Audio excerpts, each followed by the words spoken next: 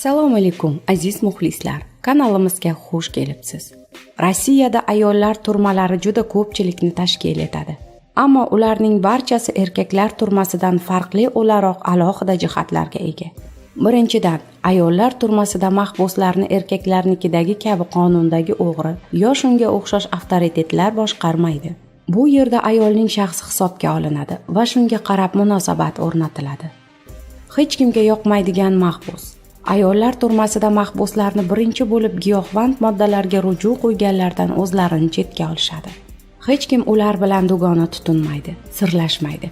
Sababi giyohvandlik kasaliga uchragan mahbuslar arzimas sovun, sigaretni deb manaman deganini ham turma ma'muriyatiga sotishi mumkin. Turmadagi oila. Ayollar turmalarida mahbuslar oila bo'lib yashashni xush ko'rishadi. Shunda muammolarni bartaraf etish og'ir vaziyatlardan silliqchasiga chiqish oson kechadi deb hisoblashadi. Shuning uchun mahbuslar bir necha kishidan iborat oila tashkil etib, borini o'z oilasi bilan baham ko'radi, sirlashadi. Kerak bo'lsa oilasini himoya qiladi. Bola o'ldirish kechirilmaydi. Rossiyadagi ayollar turmasida birinchi bo'lib bola o'ldirib qamalganlar qattiq xo'rlanadi. Bola o'zinikimi, birovnikimi farqi yo'q. Ular kameraga kirib kelgandanoq shafqatsizlarcha kaltaklashadi. Ba'zi hollarda o'ldirishgacha borishadi.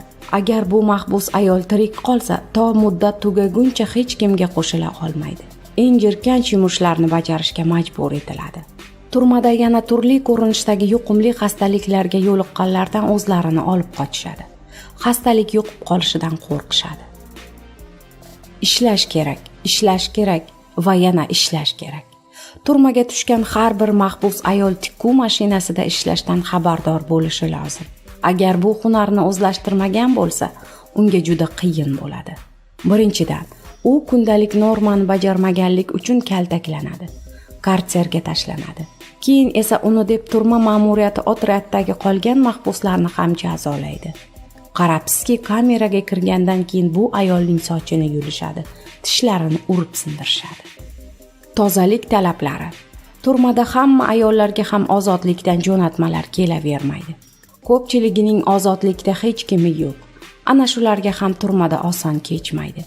Ayol kishi toza yurishi, o'zidan turli yoqimsiz hidlarni taratmasligi uchun tez-tez hammomga tushishi zarur. Bu shampun yoki bir bo'lak sovunni talab etadi. Agar mahbusda shu narsalar bo'lmasa, boshqalardan sotib olish kerak. Sotib olishda pulga ega bo'lish ham shart emas. Sovunni yoki shampuni bor mahbusning o'rniga navbatchilikda turib bersa kifoya. Navbatchilikni sovun va shampunga almashtirish hech qachon ham qiyinchilik tug'dirmaydi. Shuning bilan bugungi dasturimiz o'z nihoyasiga yetdi. Kanalimizga obuna bo'lish esingizdan chiqmasin. Xayr, omon bo'ling.